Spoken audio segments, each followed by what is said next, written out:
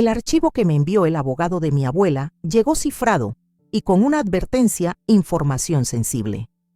No compartir sin autorización legal. Lo abrí con una mezcla de ansiedad y coraje contenido. Cada carpeta digital tenía nombres fríos, distribución inicial, cláusulas adicionales, contratos revocados. Todo estaba registrado, archivado con precisión quirúrgica. Mi abuela, como siempre, había sido meticulosa. Empecé con el documento central, el testamento principal. Ahí se leía con claridad que yo era la única heredera del Fondo Serrano con autoridad exclusiva sobre las acciones de la firma inmobiliaria que mi abuela fundó. No se mencionaba ningún fideicomiso. No había condiciones. Solo una instrucción final: protege esto, no para ti, sino por lo que representas. Abrí el segundo archivo. Era una copia del documento que intentaron que firmara en la cena. Ahora lo leía con calma, con ojos entrenados. No solo era un traspaso de activos, era una entrega completa, irrevocable y sin retorno de absolutamente todo lo que había heredado. Las cláusulas estaban diseñadas con cuidado, como trampas escondidas entre tecnicismos legales. Una de ellas incluso estipulaba que al firmar renunciaba al derecho de exigir una auditoría o revisión de cuentas pasadas. Otra autorizaba a mi padre a actuar en beneficio de la familia, incluso si sus decisiones contradecían mis intereses. Era más que una traición. Era un despojo en cámara lenta. Seguí leyendo y encontré correos adjuntos entre mi madre y un asesor legal. En uno, ella preguntaba si había forma de incluir la firma de Natalia sin que se notara. En otro, mi hermano hablaba de hacerle entender que es lo correcto y mencionaba el chantaje emocional como estrategia secundaria. Cerré la laptop y la dejé sobre la mesa. Me senté frente a la ventana y me quedé mirando el horizonte neoyorquino.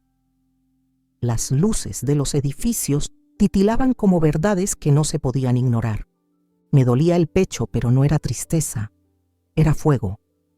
No podía creer que aquella familia a la que había rescatado 1000 veces pagando la hipoteca de mis padres, saldando las deudas del negocio de mi hermano, cubriendo tratamientos médicos que nadie agradeció, ahora quisiera borrarme con una firma falsa.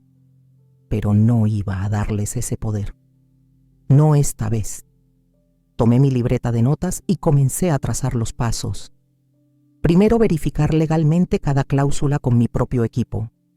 Segundo, guardar copia de cada documento, cada correo, cada evidencia. Tercero, decidir cómo y cuándo actuar. La frase de mi abuela seguía repitiéndose en mi mente: no para ti, sino por lo que representas. Yo representaba más que una nieta obediente. Era la continuidad de una mujer que construyó su legado con trabajo silencioso, sin depender de nadie. Y ahora me tocaba honrarlo. No con gritos, no con lágrimas, con estrategia, con verdad. El archivo no solo era un testamento, era una advertencia, una promesa y un arma. Y yo acababa de cargarla. Lo llamé apenas terminé de revisar los documentos. El viejo abogado de mi abuela, don Ernesto Ibarra, seguía activo desde su pequeña oficina en Brooklyn. A él mi abuela le confió todo, y aunque su edad superaba los 70, su voz aún era firme como la de un notario recién egresado. «Sabía que me llamarías algún día», Natalia dijo, con una tranquilidad que me desconcertó. «Tu abuela dejó instrucciones muy específicas. No podía entregarte el resto del material hasta que tú lo pidieras, por voluntad propia». Esa frase me hizo entenderlo todo. Mi abuela siempre supo que llegaría este momento, que su familia, la nuestra, trataría de despojarme de lo que con tanto esfuerzo construyó. Y aún así, confió en que yo sería capaz de defenderlo. Esa misma tarde, don Ernesto me recibió en su despacho. El lugar olía a papel viejo y café recalentado. En su escritorio reposaban 2 sobres manila gruesos y una pequeña caja negra. «Aquí está el testamento complementario», dijo, señalando uno de los sobres. Y esto, tomó la caja. «Es un mensaje de tu abuela, grabado el día que lo firmó todo». Con manos temblorosas abrí la caja y presioné play. La pantalla mostró a mi abuela sentada en su estudio con su cabello recogido y esa mirada afilada que podía atravesarte sin decir una palabra. Pero esta vez hablaba. Hola, Natalia. Si estás viendo esto significa que ya viste lo que intentaron hacer. No te sorprendas. La sangre no siempre garantiza lealtad. Yo no trabajé toda mi vida para que tu padre o tu hermano dilapidaran este legado. Lo construí para ti. Porque vi en ti lo que no encontré en los demás: visión, respeto por el esfuerzo y, sobre todo, coraje. Me quedé inmóvil. Escucharla era como volver a abrazarla. Este testamento anula cualquier intento de modificación posterior. La ley me permite proteger mi voluntad y asegurar que seas tú y solo tú quien decida el futuro de lo que dejo atrás. Si alguien intenta alterar esto, sabrás qué hacer. No permitas que te callen. No naciste para eso. El video terminó con una leve sonrisa y un suspiro. El silencio en la sala era denso. Don Ernesto me entregó el segundo sobre. Aquí están los documentos que blindan esa decisión. Firmados, fechados y sellados. Con esto puedes enfrentar cualquier intento de usurpación. Los leí con atención. Todo estaba en orden. Fechas verificables. Firmas autenticadas. Incluso una cláusula de protección contra terceros que intentaran alegar inestabilidad emocional de mi parte, una excusa clásica para invalidar decisiones legales. Mi abuela pensó en todo. Guardé los papeles, el video y la caja con una reverencia interna. No era una simple defensa. Era un escudo armado por una mujer que conocía muy bien el valor de sus silencios y el peligro de quienes la rodeaban. Al salir de la oficina, el aire me pareció más limpio, más claro. Caminé por las calles de Brooklyn con una convicción nueva. No iba a ceder ni un centavo. No por ego, sino por justicia, por respeto a mi abuela y por respeto a mí misma. Porque si el legado era mío, también lo era la responsabilidad de defenderlo. Y estaba lista. No para una guerra, sino para una demostración precisa y serena de que lo mío no se toca. La invitación fue breve. Un mensaje de texto a cada uno. Cena en mi apartamento, 8 en punto. Solo nosotros. Necesitamos hablar. Mi madre respondió con un claro, querida, demasiado entusiasta. Mi padre preguntó si podía llevar al abogado de la familia. Le dije que no, solo familia. Mi hermano mandó un pulgar arriba. Sin palabras, como siempre. Pasé el día preparando todo con precisión. No flores, no velas, no platos especiales. La mesa sobria. El comedor iluminado por luz natural. Café fuerte sin azúcar. Y el televisor ya conectado al video. A las 8 en punto llegaron los tres, sonrientes, disfrazados de afecto. Mi madre me abrazó como si no hubiera intentado borrar mi nombre de mi historia días antes. ¿Qué es esta reunión tan seria, amor?, dijo con tono maternal, como si aún tuviera algún tipo de autoridad sobre mí. Ya lo verán, respondí mientras servía el café. Cuando se sentaron, tomé el control remoto y encendí la pantalla. La imagen de mi abuela llenó la habitación. Mis padres se tensaron de inmediato. Mi hermano dejó la taza a medio levantar. «Hola, Natalia», dijo la voz de mi abuela. «Si estás viendo esto, significa que ya viste lo que intentaron hacer». Las palabras llenaron el aire como cuchillas. Cada frase cortaba con precisión. Mi madre palideció. Mi padre cruzó los brazos fingiendo indiferencia. Mi hermano intentó interrumpir, pero lo silencié con una mirada. Este testamento anula cualquier intento de modificación posterior, continuó el video. Cuando terminó se hizo un silencio tan espeso que parecía otra persona más en la habitación. Tomé los documentos originales, los coloqué en la mesa y los deslicé hacia el centro. Aquí están las pruebas legales que validan cada palabra de lo que acaban de ver. Su intento de despojo fue anticipado y está jurídicamente bloqueado. Mi madre rompió el silencio. No era nuestra intención dañarte solo. Pensábamos que necesitabas ayuda para administrar todo eso. No, mamá. La interrumpí con voz firme. Lo que ustedes necesitaban era controlar lo que no les pertenece. Mi padre bufó. Eres muy joven para manejar tanto dinero sola. Agradecerás esto con los años. Me acerqué a él sin perder la calma. ¿Agradecer qué? El chantaje, las firmas manipuladas, la cena trampa. No, papá. Lo único que voy a agradecer es haber heredado el carácter de una mujer que supo prever todo esto. De ustedes solo aprendí a no repetir la historia. Mi hermano bajó la cabeza, por primera vez sin sarcasmo. ¿Qué piensas hacer?, preguntó en voz baja. Nada ilegal, nada humillante, pero todo será distinto. Ustedes ya no decidirán sobre mí ni sobre lo que me dejó la abuela. Si quieren tenerme cerca, será desde el respeto. Y si no pueden, no necesito más familia por compromiso. Me puse de pie. El café se había enfriado, pero mi voz no. Seguía tan caliente como mi decisión. Ahora pueden irse. No grité, no lloré, no rogué. Solo dejé que la verdad hablara por sí sola. Los vi salir uno por uno sin mirar atrás. Cerré la puerta, exhalé y supe que por primera vez el silencio en mi casa era mío. No era vacío, era libertad. No tenía que levantar la voz para recuperar mi lugar. Solo tenía que encender el video correcto y dejar que la verdad hiciera su trabajo. Después de aquella cena, el silencio familiar fue tan incómodo como revelador. Ni un mensaje, ni una llamada. Solo tensión en el aire, como la calma artificial antes de una tormenta. Pero yo no esperaba reconciliación. Esperaba el momento adecuado para terminar de desmantelar su red de mentiras. Con ayuda de una auditora privada, una mujer brillante llamada Fernanda, experta en delitos financieros familiares, comencé a revisar los movimientos bancarios que mi familia había realizado usando mi nombre como garante. Durante años, mientras yo vivía ocupada con contratos y análisis financieros, ellos movían dinero de forma encubierta.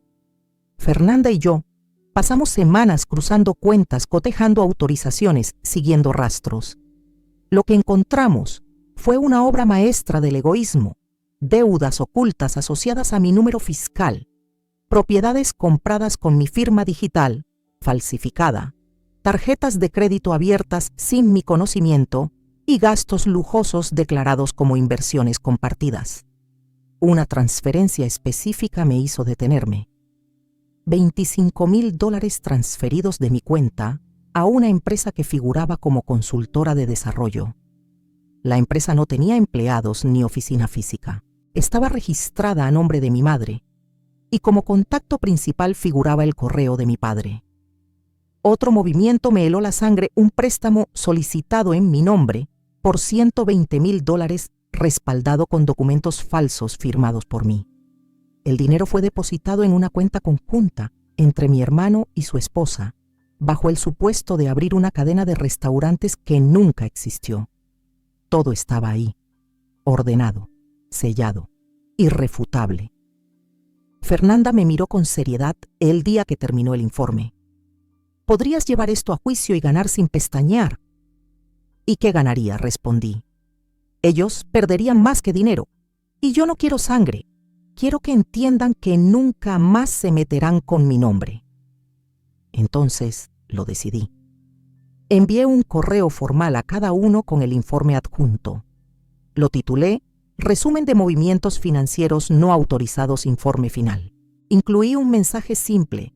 Les doy una sola oportunidad para devolver lo que tomaron, rectificar lo que ocultaron y aceptar que conmigo se acabaron los abusos. Si no, actuaré por la vía legal. Plazo 5 días hábiles. Mi madre respondió al tercer día con un correo lleno de excusas y lamentos. Lloraba por escrito, como si el arrepentimiento pudiera borrar años de manipulación. Mi padre fue más directo. Me llamó. Estás exagerando. Solo fue una manera de proteger lo que siempre ha sido de la familia. No le dije. Ustedes protegieron su ambición, no su apellido, mucho menos a mí. El cuarto día mi hermano me citó en una cafetería.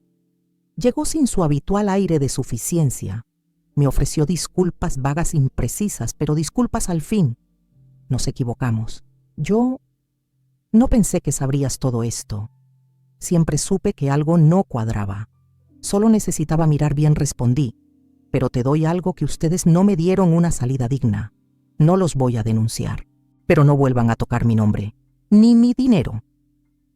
Lo dejé ahí con su taza a medio beber y la vergüenza colgando como un abrigo mal puesto. Esa misma noche, transferencias comenzaron a aparecer en mi cuenta. Los montos eran exactos, las cuentas usadas las originales. Era su forma de intentar reparar sin enfrentarse.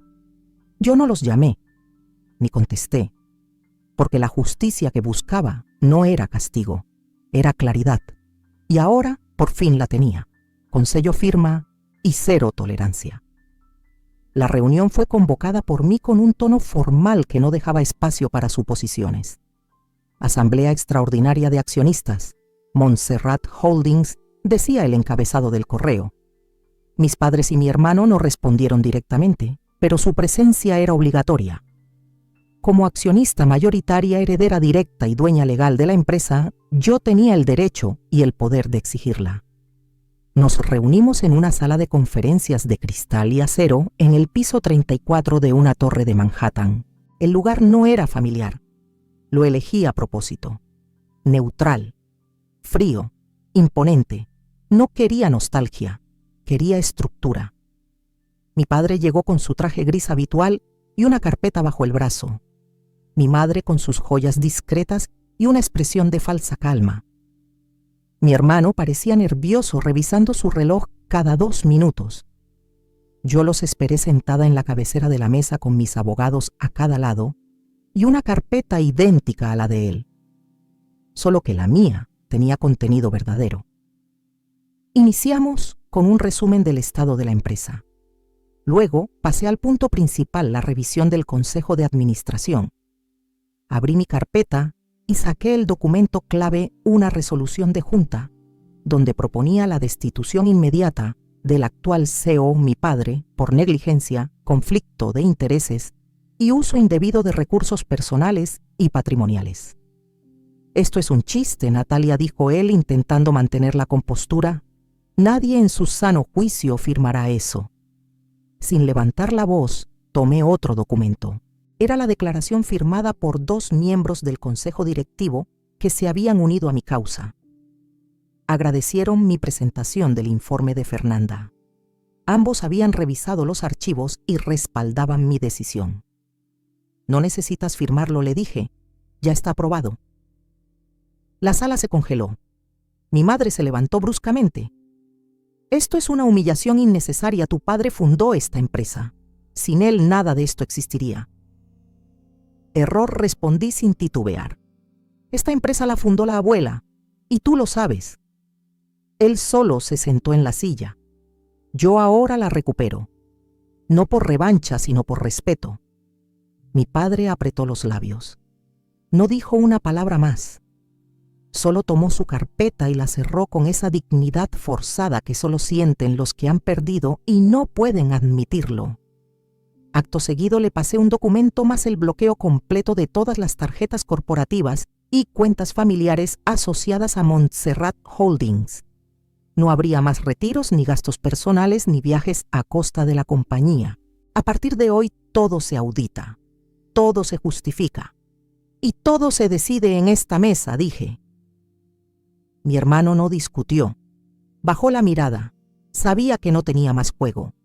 La abogada a mi izquierda tomó la palabra y formalizó mi posición como CEO. El proceso era legal, transparente y definitivo. Cerramos la reunión sin abrazos ni despedidas. Al salir del edificio respiré hondo. El cielo estaba gris, pero yo sentía el sol bajo la piel. Había recuperado algo más que una empresa. Había reclamado mi lugar, mi apellido, mi historia. Desde ese día mi familia dejó de llamarse familia en los documentos internos. Ahora eran solo nombres más en la hoja de antecedentes. Y yo por primera vez no sentía culpa por ello, porque hay momentos en que el amor duele más que la distancia, y hay que elegir. Yo elegí el respeto, el mío. y el de la mujer que me enseñó que el verdadero poder se ejerce sin temblar. Las semanas siguientes a mi nombramiento como CEO fueron silenciosas pero productivas, sin escándalos ni filtraciones. Mi familia, aún en shock, optó por desaparecer del entorno público. Yo no los busqué. Tampoco bloqueé sus caminos legales.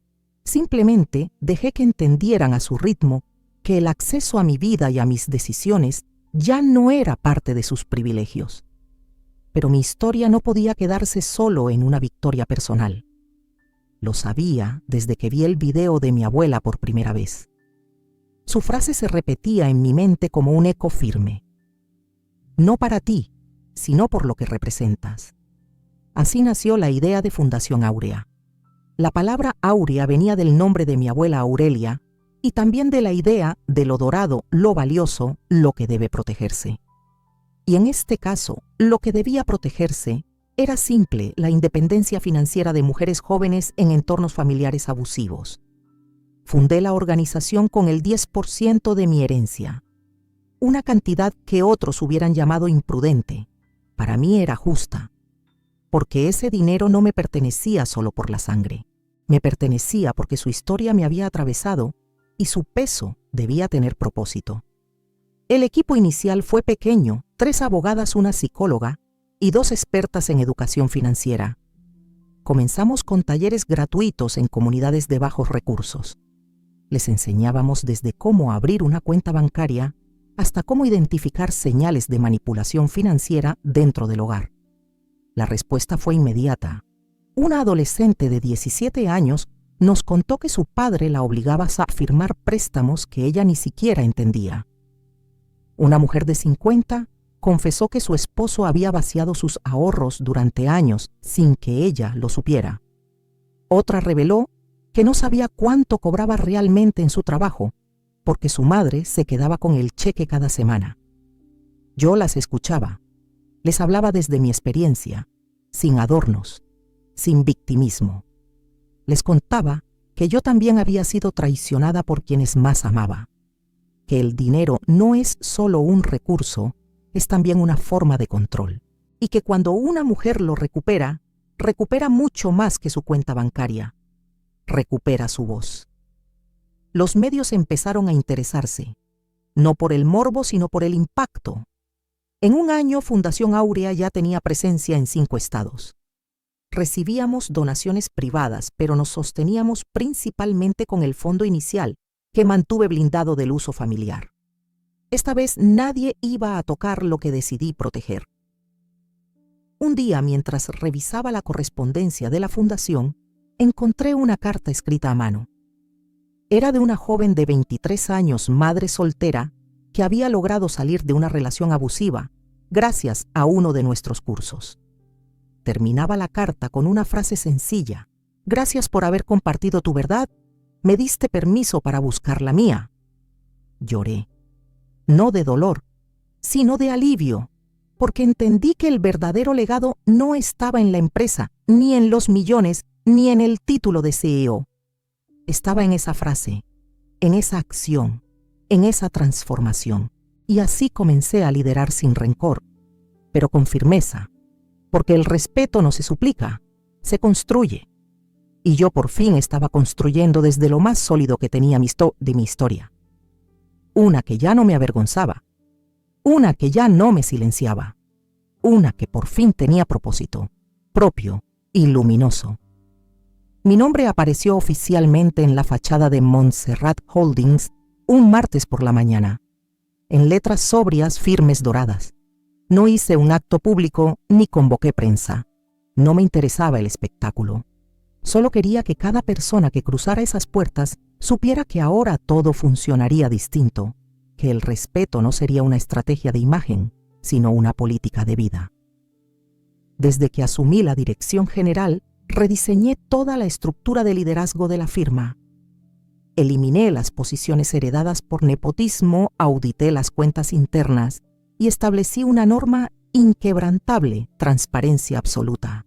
A cada nueva contratación le compartía el lema que me repetía desde que todo esto comenzó: el poder no es control, Es integridad sostenida con actos. Vivía sola en un loft sobrio en el Upper West Side. No había lujos innecesarios, pero sí detalles que me anclaban a lo que construí una foto de mi abuela en el escritorio. La carta de aquella joven que dejó una relación abusiva gracias a la Fundación Áurea y una planta de albahaca que me recordaba que la vida, como los sabores, necesita cuidados constantes. No necesitaba más, ni pareja, ni aplausos, ni la validación de quienes un día intentaron borrarme. Mis padres reaparecieron 2 años después. Llegaron con excusas suaves y preguntas sutiles. Mi madre me escribió una carta larga, cargada de nostalgia y frases entrecortadas. Pensé que estábamos haciendo lo correcto. Te extrañamos. ¿Podemos volver a hablar? Mi respuesta fue clara y directa. Les ofrecí ayuda emocional. Les recomendé una terapeuta familiar con la que colaborábamos desde la fundación. También les envié material de lectura sobre responsabilidad afectiva, manipulación económica y abuso silencioso en relaciones familiares. Pero no les ofrecí dinero, ni cargos, ni puertas abiertas, no por rencor, sino por respeto. A ellos, a mí y a la decisión que tomé de no sostener vínculos que solo florecen cuando hay intereses de por medio.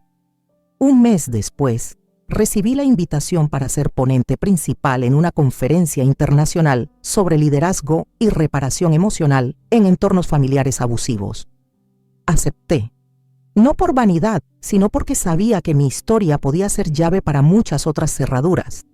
Subí al escenario sin guión, sin títulos, sin promesas, solo con mi verdad. A veces lo más difícil no es enfrentar a quienes nos traicionan, dije, frente a cientos de rostros atentos. Es enfrentar la idea de que para seguir adelante tenemos que dejar de intentar que nos quieran como queremos ser queridas. Elegirse a uno mismo no es egoísmo, es supervivencia.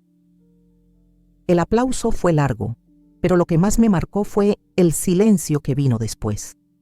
Un silencio denso, respetuoso, como si todos estuviéramos de pie sobre la misma verdad. Volví a mi oficina al día siguiente. Era de noche. Me serví una copa de vino tinto y me acerqué a la ventana. Desde el piso 38, las luces de la ciudad parecían estrellas al revés. Pensé en todo lo que había perdido y en todo lo que había ganado. Por fin todo lo que tenía era mío. No solo el dinero, no solo la firma, sino mi historia, mi voz y sobre todo mi paz. La herencia más importante que recibí no estaba en cuentas bancarias ni títulos empresariales. Estaba en la capacidad de mirar hacia atrás sin miedo y hacia adelante con la certeza de que esta vez el camino lo marcaba yo, con respeto y sin volver a pedir permiso.